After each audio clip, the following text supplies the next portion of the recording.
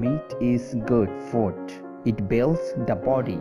But meat is very expensive now.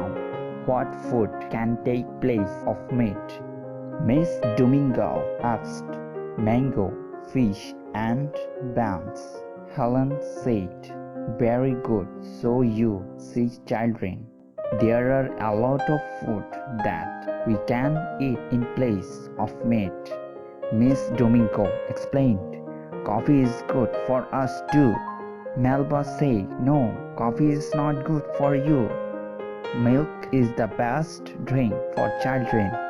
Milk makes you healthy and strong, Miss Domingo said. Meat is good food. It builds the body. But meat is very expensive now. What food can take place of meat?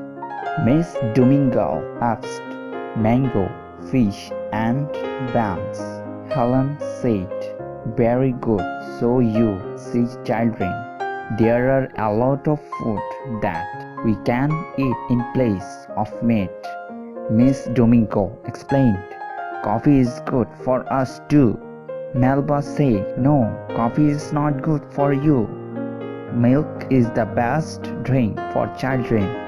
Milk makes you healthy and strong, Miss Domingo said.